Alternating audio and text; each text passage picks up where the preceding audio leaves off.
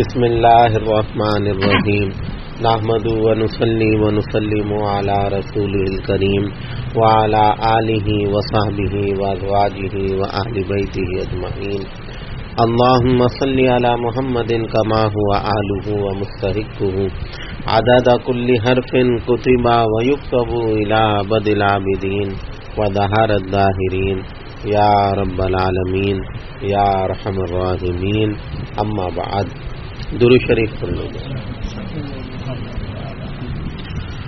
میرے محترم دوستوں بزرگوں، رمضان المبارک کے مہینے کی آمد ہے اور نبی کریم صلی اللہ تعالی علیہ وسلم رمضان کی آمد سے پہلے ہی حضرات صحابہ کرام کو رمضان کی طرف متوجہ فرمایا کرتے تھے. اور حدیث میں آتا ہے کہ ماہ رمضان کی آمد سے قبل آقا نے خطبہ ارشاد فرمایا اور فرمایا کہ دیکھو ایک عظیم و شان مہینہ آ رہا ہے اور یہ وہ مہینہ ہے کہ جس میں اللہ نے اس امت پر جو نفل ہے اس کا درجہ فرض کا کر دیا اور جو فرض عبادتیں ہیں وہ 70 فرضوں کے برابر کر دی. فرمایا کہ اس کا اول رحمت ہے، اس کا درمیان مغفرت ہے اور اس کا آخر آتش جہنم سے نجات ہے. اللہ نے اس میں دن کا روزہ فرض کیا، میں تمہارے لیے سننت لہ قیامہ، میں تمہارے لیے اس کی تراویح کو سنت کرتا ہوں. اللہ نے تو روزے فرض کیے، آقا فرماتے ہیں کہ میں نے اس میں تمہارے لیے تراویح کو مقرر کیا. تو دن روزے کے ہیں، رات تراویح کی ہے. دن کی عبادت روزہ ہے اور رات کی عبادت تراویح ہے. تو فرمایا کہ یہ وہ مہینہ ہے کہ نفل کرو گے تو فرض کا اجر ملے گا، فرض کرو گے تو 70 فرضوں کا اجر ملے گا. حضرت عمر فاروق رضی اللہ تعالیٰ عنہ فرماتے تھے لوگوں یہ وہ مبارک مہینہ ہے کہ اس میں اگر تم اپنی ذات پر یا اپنے بال بچوں پہ خرچ کرو گے تب بھی اللہ اتنا ہی اجر دیں گے جیسے اس کے راستے میں خرچ کیا. اس مہینے میں اپنی ذات پہ خرچ کرنے کا بھی اجر ایسا ہی ہے کہ جیسے اللہ کے راستے میں مال لٹایا ہو. اپنے اہل و عیال پر اپنی اولاد پہ بھی خرچ کرنے کا وہی اجر ہے کہ جیسے اللہ کے راستے میں اپنا مال لٹایا ہو. اور فرمایا کہ رمضان المبارک کے مہینے میں ایک تسبیح پڑھنا، رمضان کے مہینے میں ایک دفعہ سبحان اللہ پڑھنا باقی مہینوں کے مقابلے میں 1000 دفعہ پڑھنے سے افضل ہے. رمضان میں آپ کو ایک دفعہ سبحان اللہ کہنے کی اللہ نے توفیق دے دی. تو یہ ایک دفعہ کا سبحان اللہ رمضان میں پڑھا ہوا 11 مہینے میں 1000 دفعہ سبحان اللہ پڑھنے سے افضل ہے. تو دیکھو اعمال کی کتنی قدر و قیمت ہو گئی، اللہ نے کتنا اس اعمال کو بڑھا دیا. ہمارے ایک بزرگ فرماتے تھے دیکھو رمضان کا جو مہینہ ہے یہ قرآن کی اس دعا کا نچوڑ ہے، ربنا آتنا فی الدنیا حسنہ وفی الآخرۃ حسنہ وقنا عذاب النار. اے اللہ ہمیں دنیا کی بلائیاں عطا کر دے. تو دعا کا یہ جو حصہ ہے یہ رمضان کا پہلا عشرہ ہے. پہلا عشرہ جو رحمت کا ہے اس سے مراد ہے کہ دنیا کی بھلائیاں سمیٹ لو اللہ سے، اللہ کے خزانوں سے دنیا کی خیر اور دیکھو ہم دنیا میں ہیں تو ہم دنیا کی خیر اور بھلائی کے محتاج ہیں. ہمیں اس کی ضروریات کے تقاضے ہیں. اب وہ تقاضے عزت کے ساتھ اور آسانی سے پورے ہو جائیں، یہ ہر انسان کی ضرورت. تو فرمایا کہ یہ دنیا میں رہنے کے عزت کے جتنے سامان ہیں، روٹی، کپڑا، مکان، صحت، تندرستی، آل اولاد، پھر آل اولاد بھی ہو، پھر وہ فرما بردار بھی ہو، یہ سب دنیا کی ضروریات ہیں. تو فرمایا کہ رمضان المبارک کا پہلا عشرہ وہ ربنا آتنا فی الدنیا حسنہ، اے اللہ ہماری جھولی میں دنیا کی بھلائیاں ڈال دے. تو یہ پہلا عشرہ ہے.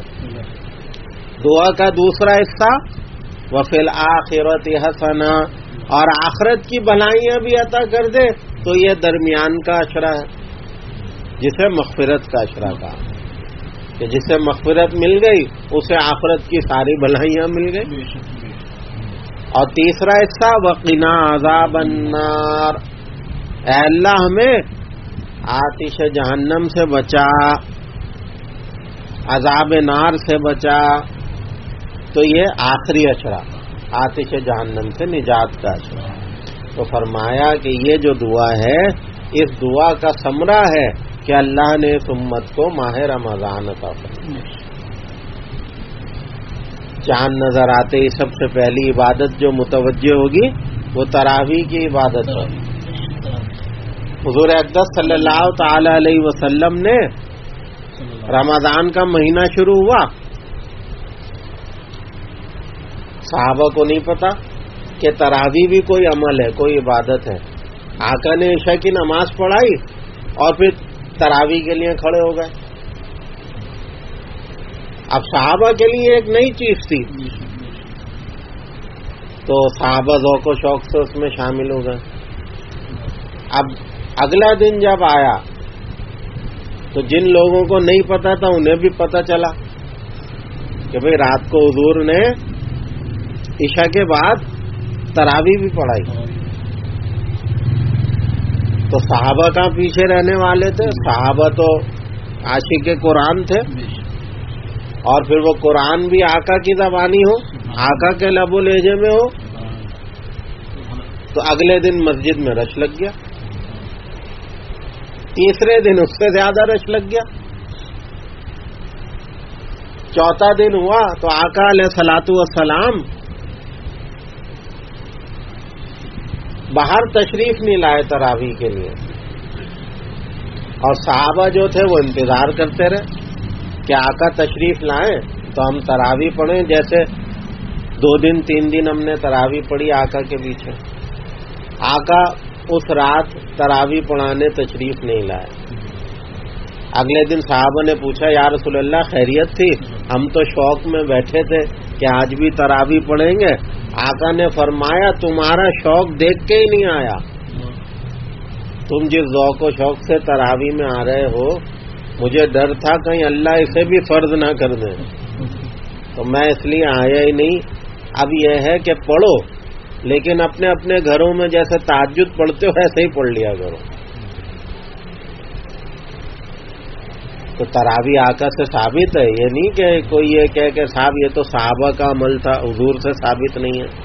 آقا نے تراویح پڑھائی، لیکن اس خوف سے کہ کہیں جبرائیل نہ آ کے کہہ دیں جی اب یہ بھی فرض ہو گئی.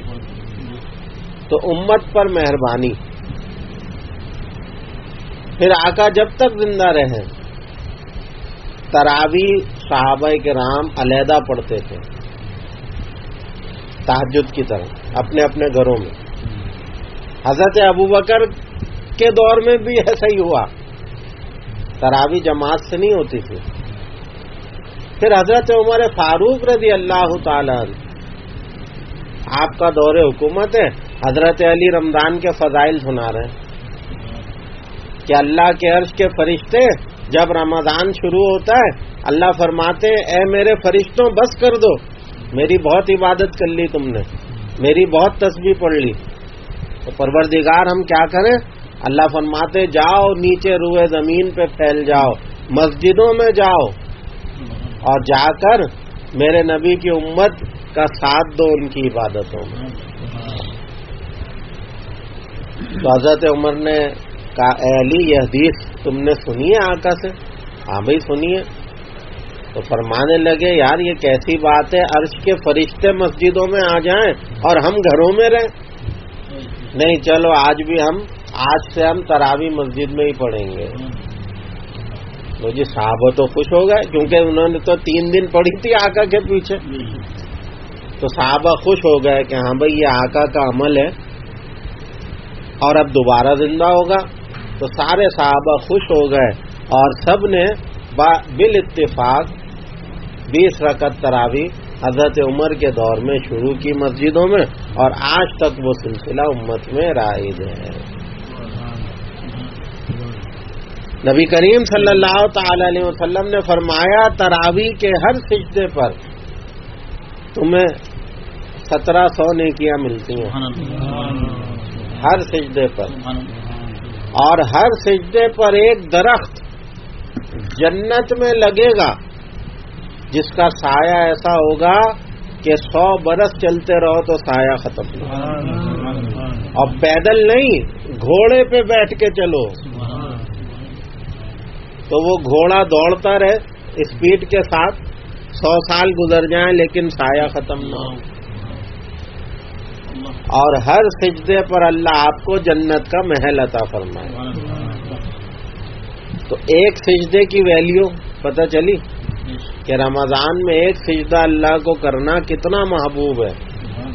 اللہ اتنا کچھ عطا فرما رہے ہیں تو بتائیے 20 تراویح میں کتنے سجدے ہو گئے. تو کتنا کچھ اللہ تعالیٰ اس تراویح کی بدولت, اس تراویح کی برکت سے اللہ ہمیں اور آپ کو عطا فرما رہے ہیں. تو اب اتنی جب فضائل ہیں, اتنا کچھ عطا فرما رہے ہیں, تو بھئی 8 پڑھنی چاہیے یا 20 پڑھنی چاہیے؟ اب یہ جو جھگڑا ہے یہ اس دور کے نام نہاد اہل حدیثوں نے کھڑا کر دیا کہ بھئی تراویح 20 نہیں 8 ہوتی ہیں. اور ان کے وجود سے پہلے تک امت ہمیشہ 20 رکعتیں پڑھتی چلی آئی. انہوں نے آ کے امت کو تقسیم کر دیا کہ جی تراویح تو 8 ہونی چاہیے. اور مسئلہ یہ ہے میرے بھائی کہ یہاں 8 اور 20 کا مسئلہ نہیں ہے, مسئلہ ہے نماز پڑھنے کا. ارے بھائی جو امت نماز ہی نہ پڑھتی ہو میں اس سے 8 اور 20 کا کیا شکوہ کروں؟ کیوں جی؟ جس نے پڑھنی ہے نا اس کے لیے 20 بھی آسان ہے, اور جس نے نہیں پڑھنی اس کے لیے 8 بھی بھاری ہے. بھائی کتنے لوگ ہیں جو نظر آتے ہیں تراویح میں, آپ دیکھ لیں. تو جنہوں نے نہیں پڑھنی بھائی ان کے لیے 8 بھی بھاری ہیں. تو بھائی 8 یا 20, سوال یہ ہے کہ یہ امت تو نماز نہیں پڑھتی جو فرض ہے, جس کا اللہ کی بارگاہ میں سوال ہونا ہے. پورا سال 5 وقت کی نماز وہ نہیں پڑھ رہی تو میں امت سے تراویح کا شکوہ کیا کروں؟ اب اگر کوئی شخص 8 بھی پڑھ لے تو میں یہی کہوں گا بھائی تیری مہربانی, تو نے 8 بھی پڑھ لی, تیرا شکریہ, یہی کہوں گا نا. جو امت نماز نہ پڑھے فرض 5 وقت کی, وہ اگر 8 تراویح پڑھ لے تو سلام ہے اس امت کو بھائی. تو تراویح تو بھائی 20 ہی ہے. آگے آپ کی ہمت ہے بھائی, بات کو سمجھ لو. تراویح صحابہ کے دور سے 20 رکعتیں ہیں, لیکن یہ 20 رکعتیں فرض کی طرح واجب اور ضروری یا امت پر مسلط نہیں ہے. آپ کی سہولت ہے بیٹھ کے پڑھ لیں, کھڑے ہو کے نہیں پڑھی جا رہی بیٹھ کے پڑھ لیں. اگر 20 کی ہمت نہیں ہے, دکھ ہے, بیماری ہے, تکلیف ہے, تو حتی الامکان جتنی اللہ توفیق دے دے وہ پڑھ ضرور لیں کہ یار اللہ اتنا کچھ اجر عطا فرما رہے ہیں تو ہم اس سے محروم نہ رہ جائیں. 8 کی توفیق ہو جائے, 10 کی ہو جائے, 12 کی ہو جائے, تو جتنی بھی اللہ توفیق دے دے اتنی تراویح پڑھ ضرور لیں. کوشش کریں کہ کوئی بھی رات ہماری بغیر تراویح کے نہ رہ جائے. بات آ رہی ہے سمجھ میں؟ تو 8 یا 20, بھائی 8 پڑھیں گے 8 کا اجر مل جائے گا, 20 पढ़ेंगे 20 का मिल जाएगा। ये तो झगड़े की बात है ही नहीं।